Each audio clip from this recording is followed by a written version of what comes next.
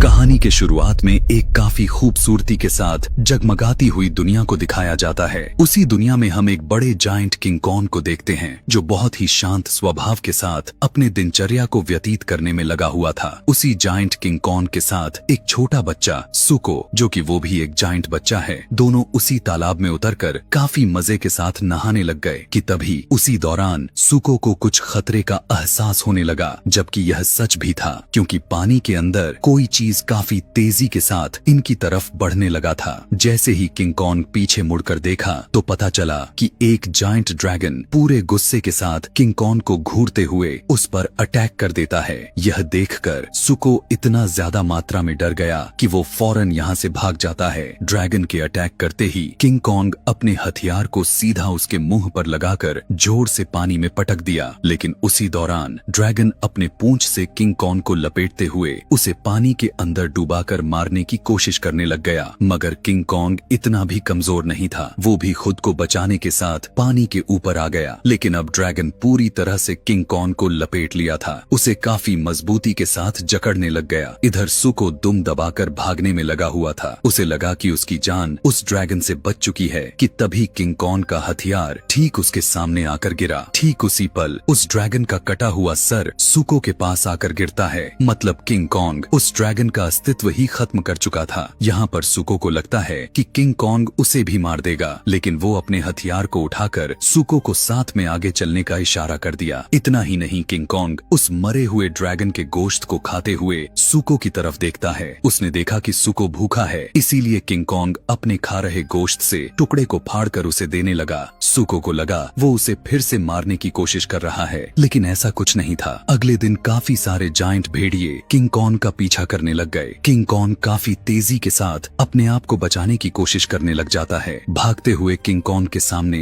एक बड़ी सी खाई आ जाती है, लेकिन किंग कॉन्ग जोर से कूदकर उस पार चला गया। इतना ही नहीं, भेड़ियों के तादाद भी कुछ कम नहीं थे, वे भी कूद कूद कर उसका पीछा करने लग गए। लेकिन किंग कॉन्ग के लिए मुसीबत तो तब बन गई जब उसके सामने से पहाड़ ही खत्म हो गया। अब यहाँ पर किंग कॉन्ग का बच पाना मुमकिन ही नहीं, नामुमकिन लग रहा है। भेड़ियों का झुंड अपने बड़े बड़े दांतों के साथ किंग कॉन्ग को चबाने के लिए तैनात हो गए। उसी टाइम जैसे ही एक भेड़िया आगे बढ़कर किंग कॉन्ग को खाने की कोशिश की, लेकिन वो नीचे खाई में गिर जाता है। उसी टाइम किंग कॉन्ग एक बड़े से पेड़ की लकड़ी को उठाकर उस खाई में फेंक दिया, जिससे सारे भेड़िए उसी पत्थरों के नीचे दब दब कर मारे जाते हैं। दरअसल इन भेड़ियों का अस्तित्व ही खत्म करने के लिए किंग कॉन्ग ने यहाँ इनके लिए एक बड़ी सी ट्रैप लगाया हुआ था। मगर तभी किंग कॉन्ग देखता है कि कुछ भेड़िए अभी भी जिंदा हैं। अब क्योंकि उसका प्लान तो फेल हो चुका था, इसीलिए उसके पास पड़ा हुआ एक भेड़िए को उठाकर उसे बीच से ही चीर देता है, जिससे उसका सारा ग्रीन कलर का खून उसके बॉडी पर गिर गए। यह देखने के बाद बचे हुए सारे भेड़िए की हवा टाइट हो जाती है, क्योंकि किंग कॉन्ग का तांडव रूप उनके सामने था और वो दुम दबाते हुए भाग खड़े हुए। अब क्योंकि किंग कॉन्ग पूरी तरह खून से सना हुआ था, इसीलिए वो नहाकर उस भेड़िए को खाने के लिए जैसे ही बैठा, उसी टाइम एक बड़ा सा छिपकली जैसा क्रिएचर उसके खाने को छीन लेता है। उसी दौरान काफी जोर जोर किसी क्रिएचर की आवाज किंग कॉन्ग को सुनाई दिया, इसीलिए अब उसका भी अस्तित्व खत्म करने उसे मारने के लिए निकल पड़ा। लेकिन बाद में पता चला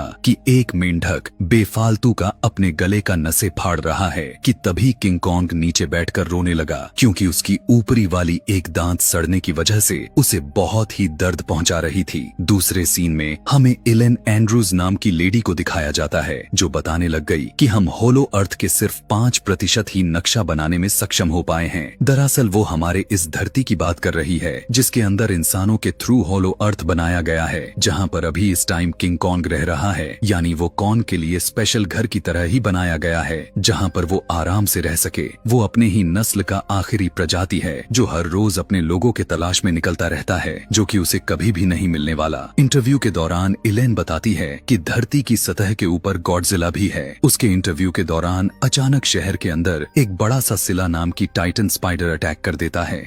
इटली के रोम सिटी में टाइटन स्पाइडर का पैर लोगों के बीच गिरा। लोग इधर उधर भागने लग गए, लेकिन तभी उसकी भनक गॉडजिला को लग जाती है और वो फौरन से समुद्र से निकलकर जोर जोर से चिल्लाने लग गया। इधर उसे देखकर टाइटन स्पाइडर भी अपनी मुंह का जबड़ा फाड़ते हुए तैनात हो चुका था। दोनों काफी तेजी से आगे बढ़ते हुए एक दूसरे से लड़ने लग गए। पहले तो गॉडजिला स्पाइडर को उठाकर घर के ऊपर फेंक देता है और फौरन से उसके ऊपर चढ़कर उसे मारने की कोशिश करने लगा, लेकिन टाइटन स्पाइडर को पता चल गया था कि अब उसकी खेल खत्म होने वाली है। इसीलिए वो अपने मुंह वाले टेंटिकल्स से गॉडजिला के मुंह को दबाए रखता है, लेकिन इस बार गॉडजिला अपने रेडिएशन वाले पावर को यूज करते हुए उसका खेल ही खत्म कर देता है। उसे वहीं पर मौत के घाट उतार दिया। अगले सीन में मोनार्क नाम के एक एकेडमी को दिखाया गया, जहाँ पर जिया नाम की बच्ची को अपने क्लास में नींद में जाते हुए देखते हैं। दरअसल वो नींद में नहीं, बल्कि जिया को पहले की तरह विजन दिखना शुरू हो चुका था। टीचर को जब पता चला तो वो सीधा इसकी शिकायत उसकी मॉम से कराती है, क्योंकि टीचर के नजरिए से जिया के अंदर कुछ बीमारी के सिम्टम्स थे। लेकिन उसके विजन के दौरान जिया पेपर पर जो चित्र बनाई थी, वही सीन जिया के मॉम के साथ मोनार्क आउटपोस्ट 1 यानी हॉलो अर्थ वाली बेस के अंदर हुआ था। अचानक से सारे मशीन के साथ साथ उनके कंट्रोल सिस्टम ही बिगड़ने लग जाता है। दरअसल यह पूरा दहशत उन्हीं वजह से हुआ था, जहां हॉलो अर्थ में कॉन्ग उन टाइटन भेड़ियों को मारा था और उनके ऊपर पत्थर गिरने से हुआ था, जबकि ऐसा कुछ इनके साथ पहली बार था जो इस तरह से हो रहा था। वहीं दिखाया गया जहां पर अब गॉडजिला काफी गहरी नींद में सो रहा था। असल में वो इसलिए सो रहा है क्योंकि वो अपने एनर्जी को बचा रहा है ताकि आगे चलकर काम आ सके। रात में इलेन जिया के विजन वाले बनाए हुए चित्र को देखकर पहचान जाती है कि दुनिया खतरे में आ चुकी है, क्योंकि उसी रात बेस के अंदर होलो अर्थ से एक बड़ा सा टाइटन बाहर निकल आया था। लेकिन यह बात इलेन को नहीं पता था। बस उसे यह लग रहा था कि यह सिग्नल धरती के अंदर से आ रहा है और इसी को पता करने के लिए वो बर्नी नाम के आदमी को चलने के लिए हायर करती है, क्योंकि वह टाइटन्स घटनाओं को इन्वेस्टिगेट करने में काफी माहिर है। कि तभी अचानक से गॉडजिला नींद से जाग जाता है और वो शहर से निकलकर वहां से जाने लग जाता है। दरअसल वो समुद्र के अंदर जा रहा था। इस बारे में किसी को कुछ नहीं पता कि वो ऐसा क्यों कर रहा है। कि तभी होलो अर्थ के एक्सेस पॉइंट से कॉन्ग धरती के सतह पर आ जाता है। जिया देखती है कि कॉन्ग पूरी तरह दर्द से लथपथ हो चुका है। इलेन भी अब पूरी बात को समझ चुकी थी कि उसके दांत सड़ रहे हैं, इसीलिए वो बड़े बड़े मशीनों के साथ कॉन्ग का ट्रीटमेंट करने का ऑर्डर्स दे देती है। एक बड़ी सी शिप से ट्रैपर नाम का आदमी सीधा कॉन्ग के दांत के ऊपर लैंड करता है और उसके दांत में हुक लगाते हुए उसका दांत को उखाड़ फेंकता है, जिससे कॉन्ग अब जाकर सुकून का सांस लिया। इतना ही नहीं, बल्कि उसकी दांत की जगह एक मेटल का दांत फिक्स कर दिया जाता है, जिससे अब कॉन्ग काफी खुश दिखाई दे रहा था। कि तभी कॉन्ग जिया की तरफ देखा, जिसे इशारों में जिया उसे बात करने लग गई। उसी टाइम बर्नी इलेन के पास आकर अपने बनाए हुए पैटर्न को देखते हुए एक थ्योरी निकालता है, जिससे उसे ऐसा लगा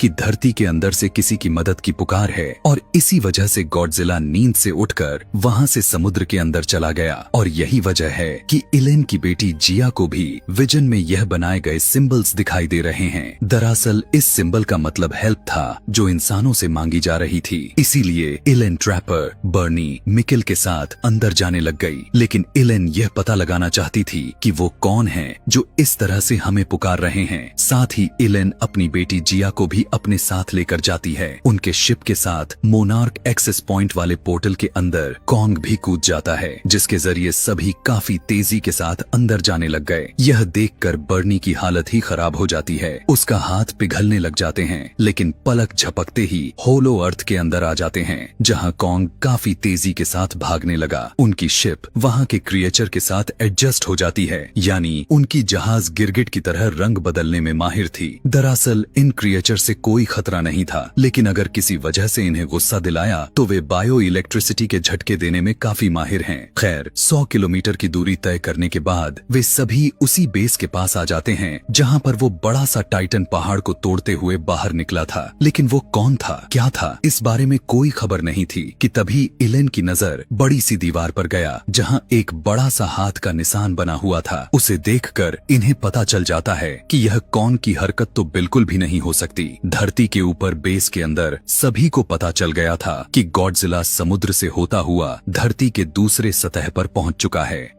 गॉडजिला असल में इटली से सीधा फ्रांस के मोंटाग्नेक में पहुंच चुका था। बेस के लोगों को पता चला है कि गॉडजिला वहां के न्यूक्लियर बेस की तरफ बढ़ रहा है, जबकि गॉडजिला वहां पहुंचकर पूरे न्यूक्लियर को अपने अंदर एब्जॉर्ब करने लग जाता है। असल में वो अपने आप को किसी वजह से चार्ज कर रहा था। वहां के आर्मी बेस फौरन से अपने ड्रोन से उसके ऊपर धमाका करने लग जाते हैं, लेकिन उसने अपना काम कर चुका था। वो पूरे रेडिएशन को अपने अंदर सोख चुका था। इधर कॉन्ग अपने हथियार को लेकर एक ऐसी जगह पर आ पहुंचता है जहां के क्रिस्टल उसके हथियार को लोकेट करते हुए उसे चार्ज करने लग जाते हैं। लेकिन उसे डरा देने वाली बात यह था कि वहां उस जगह पर सदियों अरसे से काफी तरह तरह जानवरों के लाशें कंकाल पड़े हुए थे, जिनमें से ज्यादातर कंकाल कॉन्ग की तरह दिखने वाले प्रजाति के थे। यह देखने के बाद कॉन्ग की आंख आंसुओं से भर उठती है कि तभी एक जोरदार आवाज गूंजा और कॉन्ग होलो अर्थ के दूसरे साइड में पहुंच जाता है कि तभी अचानक एक बड़ी सी कॉन्ग की शैडो उसकी तरफ बढ़ने लगा। कॉन्ग काफी पूरी तरह से अलर्ट हो चुका था। जैसे जैसे वो टाइटन कॉन्ग के करीब आया वो बिल्कुल छोटा हो गया। पता चला कि ये तो सुको है। यह वही पल था जब सुको कॉन्ग से मिला था। पहले तो कॉन्ग बच्चा समझकर उसे अपने पास बुलाने के लिए अपना हाथ उसके सामने करता है, लेकिन सुको फौरन से झपटकर उसके हाथ को काटने लगा। उसी टाइम एक और कॉन्ग उसके पास कूद पड़ा। यह दरअसल वही था जो हमने कुछ देर पहले देखा था, जो दीवार पर एलेन ने उसके पंजों को देखा हुआ था। कि तभी अचानक से कुछ और भी जायंट कॉन्ग के स्पीसीज उस पर अटैक कर देते हैं, लेकिन हिम्मत करके वो उठकर सभी पर टूट पड़ता है और उन्हें मारने लगा। लेकिन उसी दौरान अचानक से सुको कॉन्ग के मुंह पर कूद पड़ता है, लेकिन कॉन्ग उसे हाथ में पकड़कर उसी से अपने आए हुए जायंट स्पीसीज को मारने लगा। दरअसल सुको यहाँ कॉन्ग के लिए एक बहुत ही बड़ा ट्रैप बनाया हुआ था। तभी जैसे ही एक जायंट कॉन्ग नीचे खाई में गिरने लगा, लेकिन कॉन्ग उसे पकड़कर बचा लेता है, मगर वो फिर से उस पर वार कर दिया और इस बार उसे खुद पैर मारते हुए उसकी जान ले लेता है। अब कॉन्ग सुको से उसे उस जगह पर लेकर चलने के लिए कहने लगा जहां से वे सभी आए थे, लेकिन सुको उसे ऐसा करने से मना करने लगा। लेकिन उसके गरजने की वजह से वो उसे उनका अड्डे का रास्ता बता देता है और आगे आगे चलने लगा। एलेन अपने लोगों को लेकर जंगल से निकल ही रही होती है कि तभी अचानक से मिकेल को एक सूखे पेड़ का जड़ खा जाता है। यह देखकर सभी का दिल दहल जाता है। फौरन से वे वहां से भागने लग गए। कुछ दूर आगे जाने के बाद उन्हें यहाँ इंसानी सभ्यता के बनाए हुए कुछ चित्रकार दिखाई देते हैं। यह देखने के बाद जिया को यकीन हो जाता है कि यहाँ जरूर इंसान रहते होंगे, क्योंकि इस जगह को देखने से साफ साफ पता चल रहा था कि यह जगह किसी जानवर का बनाया हुआ नहीं हो सकता। कि तभी उन्हें एक ऐसी चीज दिखाई देती है जो किसी लिक्विड की तरह दीवारों में लिपटा हुआ तैर रहा था। जैसे ही ट्रैपर ने उसे उंगली से छुआ तो उसमें से इलेक्ट्रिक वेब निकलना शुरू हो जाते हैं। जैसे ही जिया उस परत को फाड़ा, उन लोगों को ऐसी चीज दिखाई दे देता है जो उन लोगों ने कभी सपने भी नहीं सोचा था कि ऐसा भी हो सकता है। ये वही चीज है जो जिया के सपने विजन में आते रहते हैं। दरअसल वो जिया उन्हीं तीनों क्रिस्टल को अपने पेपर पर चित्र बनाती थी। इधर गॉडजिला रेडिएशन से झुलसते हुए स्पेन में आ पहुंचा था, लेकिन वो बिना किसी को नुकसान पहुंचाते हुए दोबारा से समुंदर में चला जाता है। दरअसल गॉडजिला आर्कटिक ओशन की तरफ बढ़ रहा था, क्योंकि इस बार वो सीधा टियामाट नाम के टाइटन्स के शिकार करने के लिए जा रहा था। टियामाट वो टाइटन है जो अपने मुकाबले में बहुत ही खतरनाक है और उसके अंदर लाखों की मात्रा में ऊर्जा मौजूद है, और जबकि सूर्य के सोलर सिस्टम का सारा ऊर्जा वहीं पर मौजूद है। और अगर गॉडजिला ने टियामाट को मार दिया तो वो पूरी तरह से सुपरचार्ज हो जाएगा। उसी टाइम आर्कटिक ओशन के टियामाट के इलाके को दिखाया जाता है। सबमरीन के अंदर से सभी गॉडजिला को ट्रैक करने की कोशिश कर ही रहे थे। उसी दौरान अचानक से गॉडजिला टियामाट पर अटैक कर देता है, जो टियामाट फौरन से बाहर निकलकर गॉडजिला पर अटैक कर दिया। टियामाट पूरी जोर लगाते हुए गॉडजिला को जकड़ने लगा, मगर गॉडजिला उसके मांस को पकड़कर नोच देता है। लेकिन उसी दौरान टियामाट गॉडजिला का सर अपने मुंह में ले लिया और उसी दौरान गॉडजिला अपने फुल पावर के साथ अपने अंदर से रेडिएशन को निकाल फेंकता है और टियामाट का नामो निशान ही खत्म करके रख देता है। उसे मारने के बाद गॉडजिला टियामाट के इलाके में घुस गया। इधर पानी के अंदर कॉन्ग वहाँ की जगहों को पहले से ही भांप लिया था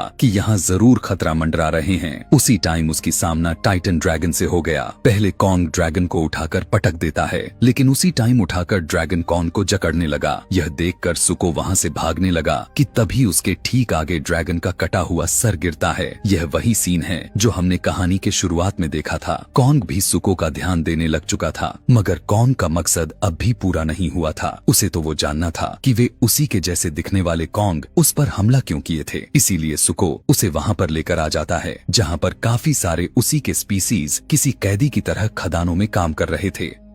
कॉन्ग देखता है कि उन सारे जाइंट कॉन्ग से जबरदस्ती काम करवाए जा रहे हैं और जो काम करने से इनकार कर देता उन्हें मौत के घाट उतार दिया जाता था। यह देखकर कॉन्ग उस लाचार कैदी को उठाता है कि तभी उसी में से एक आगे बढ़कर कॉन्ग को दहाड़ने लगा, लेकिन कॉन्ग के एक ही मुक्के में वो ढेर हो जाता है। उसके मरते ही सभी अपना कदम पीछे कर लेते हैं, लेकिन तभी यहाँ इस जगह का मालिक का एंट्री होती है जिसका नाम था स्कार किंग। दिखने में स्कार किंग काफी ज्यादा ही भयानक लग रहा था। यह देखने के बाद कॉन्ग भी थोड़ा डर गया था क्योंकि उसकी दहाड़ने की आवाज नेक्स्ट लेवल की थी। स्कार किंग कॉन्ग के पास आकर उसके दांत को चेक करता है और इस तरह से हंसने लगा जैसे कोई उसे बहुत ही फनी जोक सुना गया हो। दरअसल स्कार किंग वही दरिंदा है जो मोनार्क बेस को तबाह करने और कॉन्ग को मारने के लिए भेजा था। लेकिन दोस्तों, अब अपनी कुर्सी की पेटी बांधकर तैयार हो जाओ क्योंकि अब होगा मौत का नंगा नाच। अचानक से स्कार किंग अपने बॉडी पर लगा हुआ क्रिस्टल को निकालकर गोल गोल नचाने लग गया और उसी से कॉन्ग पर अटैक कर देता है। तेजी से स्कार किंग कॉन्ग के ऊपर चढ़कर उसे गले से दबोचकर बह रही आग के मलबे में फेंकने की कोशिश करने लगा। यह देखकर सुको को समझ आ चुका था कि कॉन्ग का बच पाना ना के बराबर है, मगर तभी कॉन्ग स्कार किंग को जोर से नीचे पटक दिया और जोरदार दहाड़ लगाने लगा। लेकिन अब स्कार किंग वो घिनौनी चाल चलता है जिसका उसे काफी बरसों से इंतजार था। वो अपने हाथ में लिया हुआ क्रिस्टल की चाबुक से एक बहुत ही बड़ा जानवर को बाहर निकाला जिसे आज से कभी इस धरती पर देखा ही नहीं गया था। उसके बाहर आते ही वहाँ की जगह फ्रिज होना शुरू हो जाते हैं। इस क्रिएचर का नाम था शिमो। स्कार किंग उसे बंदी बनाकर अपने हाथ में लिए उसके क्रिस्टल चाबुक से उसे कंट्रोल में रखता था। उसके कमांड देते ही वो कॉन्ग पर व्हाइट कलर का लाइट उगलने लग गया जिससे कॉन्ग का एक हाथ बहुत ही ज्यादा मात्रा में इंजर्ड हो चुका था। अब क्योंकि स्कार किंग उसकी जान ही ले ले, उसी दौरान सुको कॉन्ग को भाग जाने का रास्ता दिखाने लगा और वो फौरन से यहाँ से निकल गया। लेकिन स्कार किंग अपने सभी साथी को उसके पीछे लगा देता है। इधर उस इंसानी सभ्यता को एक्सप्लोर करते हुए जिया कहने लगी कि हम यहाँ अकेले नहीं हैं। कि तभी अचानक से अजीब से दिखने वाले लोग उन्हें चारों तरफ से घेर लेते हैं, लेकिन वे सभी उन्हें मारते नहीं क्योंकि उन्होंने जिया को देख लिया था। अंदर की माहौल को देखने के बाद सभी के दिमाग ही हिल जाता है क्योंकि यह पूरा सीन एकदम लाजवाब था। यहाँ के लोग बिल्कुल भी नहीं बोल रहे थे, वे सभी टेलीपैथिक स्पिरिचुअल कनेक्शन से बात कर रहे होते हैं। दरअसल उनका इमोशन सीधे दिमाग से कनेक्ट था। यहाँ की ईवी क्वीन अपने लोगों को ऑर्डर्स दिया और जिया को लेकर जाने लगे। जिया भी मानकर उस क्रिस्टल के ऊपर चली जाती है। दरअसल इस पिरामिड की तरह दिखने वाला क्रिस्टल के ऊपरी परत ही वो जगह था जहाँ से सिग्नल भेजा जा रहा था और जिया ही एक ऐसी इंसान थी जिसे विजन दिखाई दे रहे थे। अंदर जाने के बाद इलेन पूरी बात समझ जाती है कि ईवी के लोग उसे क्या बताना चाह रहे हैं। वो सभी को बताने लगी कि बहुत समय पहले स्कार किंग नाम का दरिंदा एक बहुत ही बड़ा जंग छेड़ दिया था क्योंकि उसने टाइटन्स और एप्स पर राज करने की कोशिश की थी, लेकिन गॉडजिला ने उसके पूरे ट्राइब को इसी होलो अर्थ के नीचे दफन कर दिया था। और उसी दौरान इलेन को यह भी बात समझ में आ जाता है कि स्कार किंग अब बाहर निकलने की कोशिश कर रहा है और जो उन्हें सिग्नल मिले थे उसी के वजह से थे और इसीलिए गॉडजिला अग्रेसिव में आकर अपनी पूरी तैयारी करने में लगा हुआ है और स्कार किंग शिमो उसके दर्द के जरिए अपने काबू में रखता है क्योंकि शिमो की शक्तियों ने ही आइस एज से पृथ्वी को घेर कर रखा हुआ था। अब क्योंकि कॉन्ग इस होलो अर्थ के अंदर अपने अकेले होने से काफी अपसेट था, इसीलिए अपने लोगों की तलाश में इस होलो अर्थ के और भी गहराइयों में जा रहा है। मगर इस बार स्कार किंग के सारे साथी उसका पीछा करने लग गए। कॉन्ग अब क्योंकि पूरी तरह से इंजर्ड हो चुका था, इसीलिए वो भागते भागते रास्ता ही भटक जाता है और उन दरिंदों के बीच घिर गया। यहाँ पर अब उसका बचना नामुमकिन के बराबर था कि तभी उनमें से एक देखता है कि उनके लिए कॉन्ग ने ट्रैप लगाया हुआ है और वो उसे लांघते हुए उसकी तरफ बढ़ने लगे। लेकिन कॉन्ग भी यहाँ हार नहीं मानता कि तभी अचानक से ऊपर की पहाड़ टूटकर इनके ऊपर ही गिर जाते हैं, जिसके अंदर सारे के सारे दबकर मारे गए और कॉन्ग की जान बच जाती है। दरअसल वो पत्थर किसी और ने नहीं बल्कि सुको ने गिराया था। यह देखकर कॉन्ग सुको के लिए काफी ज्यादा ही खुश हो जाता है, लेकिन अब कॉन्ग पूरी तरह से बीमार हो चुका था। वो चलने लायक बिल्कुल भी नहीं था, इसीलिए वो ईवी लोगों के पास पहुंच जाता है। असल में कॉन्ग ने जिया को सेंस कर लिया था। अब जब जिया देखती है उसकी हाथ काफी ज्यादा ही खराब हो चुकी है, तब ट्रैपर फौरन से उसकी इलाज के बारे में सोचने लग गया। यहाँ पर वो एक ऐसी डिवाइस के बारे में डिस्कशन करने लग गए जो कॉन्ग ने कभी उस बारे में सोचा भी नहीं होगा। फौरन से ट्रैपर उसके लिए बहुत ही जायंट लोहे का ग्लव्स लाकर कॉन के हाथों से अटैच कर देता है, जिससे इससे कॉन को थोड़ा दर्द तो हुआ, लेकिन उनके दवाइयों से कॉन्ग ठीक हो जाता है और अपने इस नए हाथ को पाकर इस बार कॉन्ग विलन लुक में हंसता है और दहाड़ते हुए जोर से जमीन पर पटक कर मारता है। मतलब उसे यह तरकीब काफी ज्यादा ही पसंद आई थी। लेकिन सबसे बुरी वाली बात यह था कि स्कार किंग शिमो पर सवार होकर इंसानी सभ्यता को खत्म करने आगे बढ़ चुका है, लेकिन आर्कटिक ओशन के अंदर से गॉडजिला काफी अग्रेसिव मूड में बाहर निकल गया और अब वो पूरे तरीके से सुपरचार्ज हो चुका था कि तभी सुको कॉन के पास आकर उसे बताने लगा कि स्कार किंग शिमो पर सवार होकर अपने साथियों के साथ इधर ही आ रहा है। तभी जिया कॉन्ग से कहती है कि गॉडजिला यहाँ तब तक नहीं आ सकता जब तक कॉन्ग उसे खुद यहाँ ना लाए, इसीलिए वो फौरन से गॉडजिला को लाने के लिए धरती के ऊपर जाने लगा। अब क्योंकि इन दोनों में यानी कॉन्ग और गॉडजिला के आपस में कभी नहीं बनती थी, तो वो उसे कंट्रोल कैसे करेगा? यही तो इस सीन का असली राज है जो हम देखने वाले हैं। जैसे वही कॉन्ग एक्सेस पॉइंट के अंदर कूदा तो सीधा इजिप्ट के धरती से निकलता है। वहीं पर गॉडजिला भी मौजूद था। उसे देखते ही गॉडजिला पानी में कूद जाता है और फौरन से आगे बढ़ते हुए इजिप्ट के शहरों में घुस गया। यहाँ दोनों फूल अग्रेसिव मूड में थे, लेकिन कॉन्ग गॉडजिला को एक्सेस पॉइंट के थ्रू हॉलो अर्थ के अंदर लेकर जाना चाहता था। उसी टाइम गॉडजिला आगे बढ़कर कॉन्ग पर हमला कर देता है और बहुत ही जोर से कॉन्ग को उठाकर पटक दिया। लेकिन कॉन्ग ने जब देखा कि ऐसे काम नहीं बनने वाला, तो वो उस ग्लव्स का इस्तेमाल करते हुए एक जोरदार पंच मारता है, जिससे वो वहीं पर गिर गया। इतना ही नहीं, कॉन्ग उसे वहीं पर उसका गुस्सा शांत करने के लिए उसे और भी मारने लगा। लेकिन उसे कहाँ पता था कि गॉडजिला का गुस्सा नहीं था, यह तो उसका ट्रेलर था, क्योंकि पिक्चर तो अभी बाकी है। उसने काफी जोर से सांस लिया और अपने सारे रेडिएशन को कॉन्ग करके ऊपर उगल दिया। इजिप्ट के पिरामिड को तोड़ते हुए उसने कॉन्ग को जान से मारने की कोशिश की, लेकिन अभी के लिए कॉन्ग बच गया था कि तभी पीछे से आकर कॉन्ग पर अटैक करके उसे अपने पैर से कुचलने लगा। ईवी क्वीन जिया को तिलक लगाते हुए उसे उस एंशिएंट क्रिस्टल के ऊपर चढ़ाने लग जाते हैं। अकेले ही जिया उस क्रिस्टल के टॉप पर पहुंच चुकी थी और अपना हाथ आगे बढ़ाते हुए उन जगहों से बातें करने लग जाती है। उससे इम्प्रेस होकर उस जगह से एक बहुत ही बड़ी तितली जैसा क्रिएचर निकलती है। दरअसल इस तितली का नाम मोथरा है, जो उसे यहाँ ईवी के लोग उस अपना प्रोटेक्टर मानते हैं। अब क्योंकि उसे कोई जगा सकता था, तो वो कोई और नहीं बल्कि जिया थी। इधर जैसे ही गॉडजिला अपने सारे रेडिएशन को कॉन्ग के ऊपर बरसा देता, उसी टाइम मोथरा आकर उन दोनों को लड़ने से रोक दिया। जिया भी मोथरा के साथ आई हुई थी, इसीलिए वो गॉडजिला के मन से बातें करते हुए उसे बताया कि स्कार किंग शिमो को लेकर धरती पर आतंक मचाने चल दिया है। यह सुनते ही गॉडजिला गुस्से से पागल हो जाता है और अब स्कार किंग का बचना नामुमकिन है। लेकिन इतनी भी खुश होने वाली बात नहीं है, क्योंकि स्कार किंग इतना भी कमजोर नहीं है, क्योंकि उसके पास शिमो है जिससे धरती का अस्तित्व ही खत्म कर सकता है। इसीलिए ईवी क्वीन अपना इलाका खाली करवाने का ऑर्डर्स दे दिया।